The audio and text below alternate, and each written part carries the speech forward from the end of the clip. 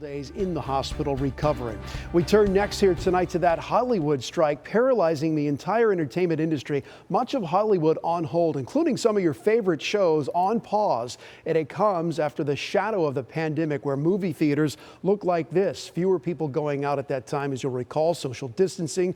In fact, since 2020, only one movie has actually reached the top 10 list of the biggest opening weekends at the box office. Compare that to 2015 through 2019. We saw 8 of the 10 biggest movie premieres. And now the writers have been out of the studios on the picket lines for more than a month and counting, and they're demanding better compensation as more content goes straight to streaming these days.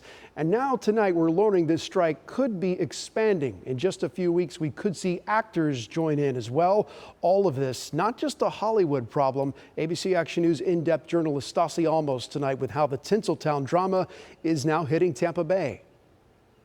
I've been acting and singing since I was 9 years old. 2, 3, 4, 5, 4, 3, 2, 1. That's Paul Wilson. You may or may not notice the Tampa Bay native from TV shows and movies like The Conjuring 3. I recently got hired to do a television show for a large studio, and they liked me, loved my audition, loved what I was doing, and said, okay, stay in shape. We'll see you in 5 months. That's what the majority of those who work in the TV and film industry are hearing right now as Hollywood writers hit the picket lines. Who's got the power? We got the power. They shut down, and that's hundreds of people, not just little old me. The Writers Guild of America has been striking for more than a month now. Their demands from the big studios such as Netflix and Paramount include wage increases to keep up with the cost of living, better pay structure for residuals, that's basically the check they get every time their show airs, which has been greatly affected by streaming, and protections from artificial intelligence taking their jobs. And this week, the actors union SAG-AFTRA approved to strike at the end of the month if their negotiations for similar demands from the studios don't go well.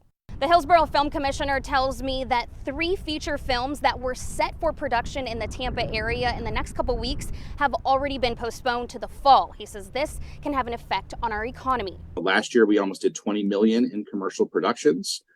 This year, we were on our way to possibly doing around that same number. Kelly Page runs Level Talent Group out of Tampa and says because Florida is a right-to-work state and a national leader in commercial production, most of her actors still have work. I think what's hurt us the most is that we do not have a statewide film incentive.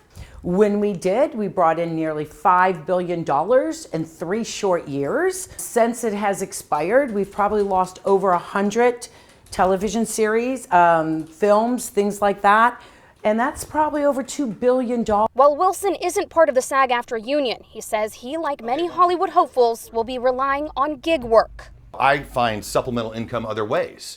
And I think that's what a lot of actors do. You know, how many do you know that are maybe waiting tables or maybe driving Uber right now? I mean, doing noble things just to pay the bills. It's going to get a lot worse, I think, if they continue with this strike. Stassi Almos, ABC Action News. And going further in depth on this tonight on what this writer strike really means for the shows and the movies that we all know and love. The Writers Guild of America represents over 11,000 film, TV, and online writers. They write content for the biggest companies, including Paramount, Netflix, Warner Brothers, Universal, and Disney. And it goes further than that. It's something that we've seen before. Remember the writer's strike back in 2008? It lasted for 100 days, shutting down productions, and it cost the California economy back then more than $2 billion. And meanwhile, the impacts of this strike were already being felt. Shows including Saturday Night Live, other late night shows, Jimmy Kimmel Live among them, airing repeats these days.